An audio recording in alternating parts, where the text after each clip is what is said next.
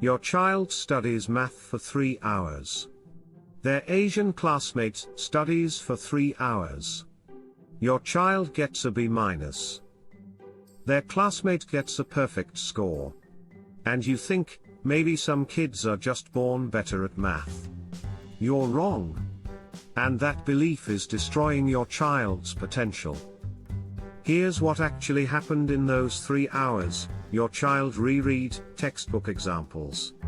Their classmate did something completely different. Not harder. Different.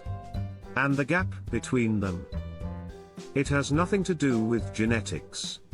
It has everything to do with 4 invisible cultural mechanisms that weaponize how the human brain encodes mathematical reasoning. We're about to decode the real algorithm. Because this isn't about being Asian. It's about being strategic. And by the end of this, you'll see why the SAT maths section isn't testing intelligence, it's testing whether you know the code. Meet Daniel. American-born. Loves basketball. Studies math every single night for his SAT. Practice tests. He's stuck at 620 out of 800 on the maths section. He knows the formulas. He understands the concepts when his tutor explains them. But on test day, his mind goes blank. Now, meet his friend Aman. Same school. Same classes. Same basketball team. Aman scores 780. Daniel's parents hire a tutor. $200 an hour. The tutor says, Daniel just needs more practice. So Daniel does more practice tests. 5 tests later, he's still at 630. He starts believing he's just not a math person. Then Daniel visits a man's house to study. And he notices something strange. Kevin's desk has no textbooks open. Instead, there's a whiteboard covered in problems a man wrote himself, from memory. When Daniel asks, "Why don't you use the practice book?" a man looks confused. "I only look at the book after I try to solve it in my head first." Daniel tries it. 1 week later, his practice score jumps to 680. 2 weeks after that, 720. What changed? Not his intelligence. Not his work ethic. He changed how his brain was storing information. Let's zoom out. Because a man isn't special. He's using biology. Factor 1, the encoding advantage. When you learn math by doing problems before seeing solutions, your brain activates the hippocampus and prefrontal cortex simultaneously, the exact neural pathway required for memory consolidation under pressure. A 2018 study from UCLA tracked 400 students preparing for standardized tests. Half studied by reviewing solutions. Half studied by attempting problems first, then checking answers. The attempt first group retained 67% more information after 2 weeks and scored 14% higher on timed tests. Why? Because struggle creates encoding specificity. Your brain remembers how you learned something. If you learn passively, your brain encodes, "I understand this" when someone explains it. If you learn through productive failure, your brain encodes, "I can solve this under uncertainty." The SAT Maths section tests the second condition. Factor 2, the language architecture. Mandarin and Cantonese speakers have a structural advantage in early arithmetic, but not for the reason you think. It's not genetic. It's linguistic. In English, we say 11, 12, 13. In Mandarin, you say 10-1, 10-2, 10-3.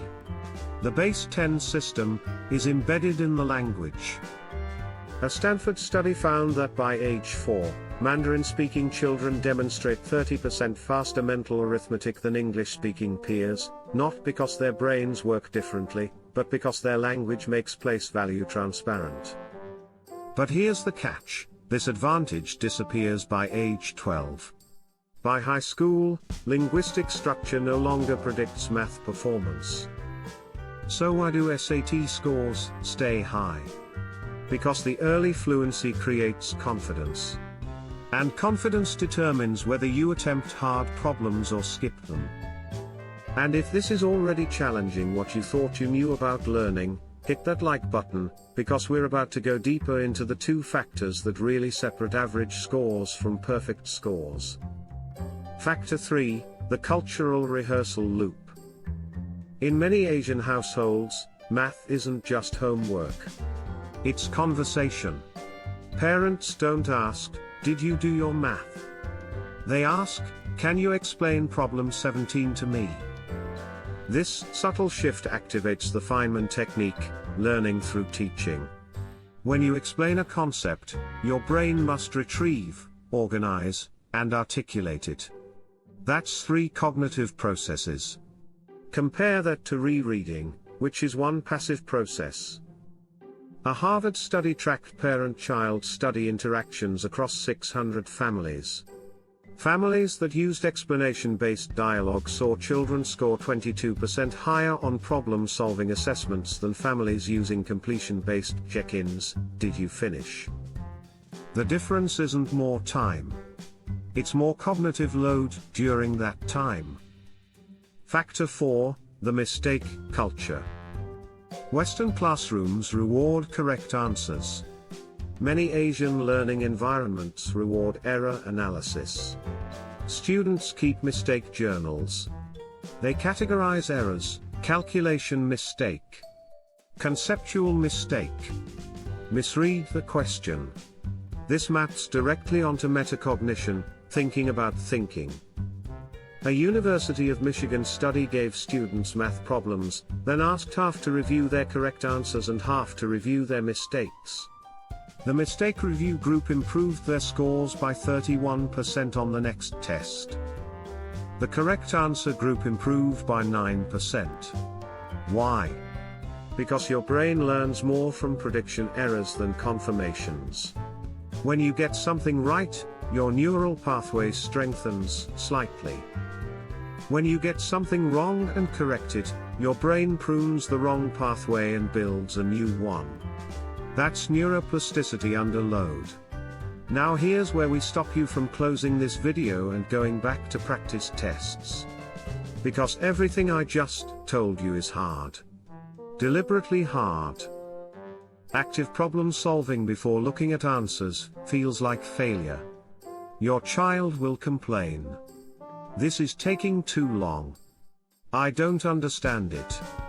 Their brain is screaming for the dopamine hit of seeing the solution. That's the implementation dip. Let me be clear, this method does not feel good. For the first week, scores might actually drop.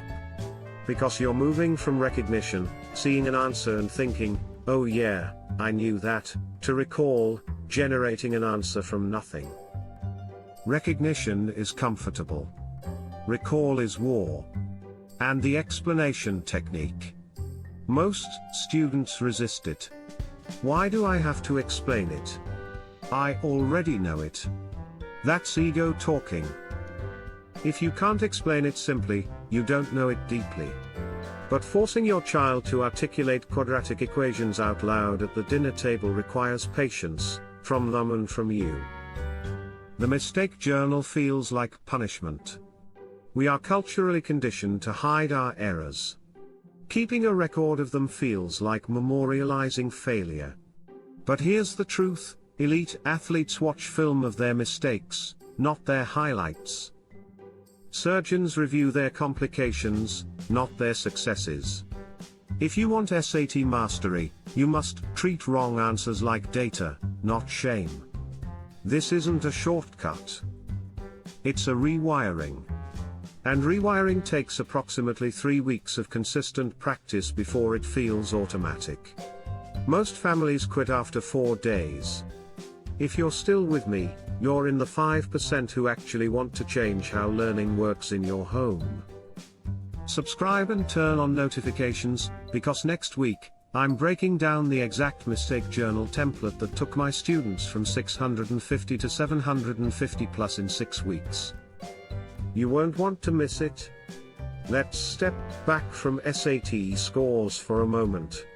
Because here's what we're really talking about: are we teaching children to perform, or to think? The SAT Maths section is 58 questions in 70 minutes. That's 72 seconds per question. You cannot think deeply in 72 seconds. You can only retrieve deeply. And retrieval is a function of how you encoded the information weeks earlier. So the real question isn't why do Asian students ace SAT Math? The real question is, why are we surprised when students who practice retrieval under pressure outperform students who practice recognition without pressure? This is bigger than SATs. This is about how we build problem-solving endurance. The workforce doesn't reward people who can recognize solutions when they see them. It rewards people who can generate solutions when no one has the answer. Your child's future boss won't say, "Here's the problem and 3 possible solutions, pick the right one." They'll say, "Here's the problem. Figure it out." That's what we're training for.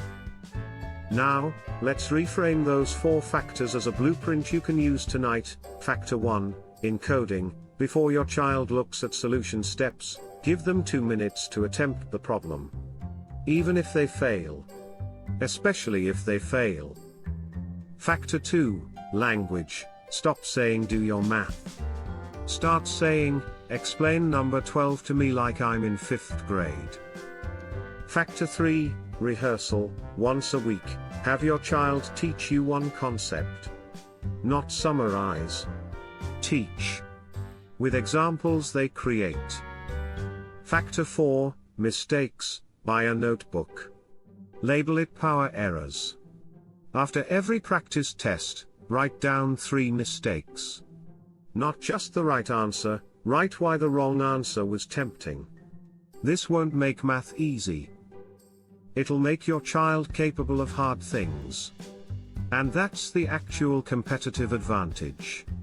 So here's my question for you: when your child sits down to study tonight, are they going to practice recognition, or are they going to build retrieval strength? Drop your answer in the comments. And if you know a parent who's paying for expensive tutors but not seeing results, share this video with them. Because the students who score 780 aren't smarter. They just know something about their brain that your child doesn't. Yet. Now you know the code. The only question is, will you use it? And before you go, tell me which of these 4 factors surprised you the most. Was it the encoding advantage? The language architecture? The rehearsal loop? Or the mistake culture? Comment below. I read every single one, and your feedback shapes the next video. Thanks for watching. Now go rewire some brains.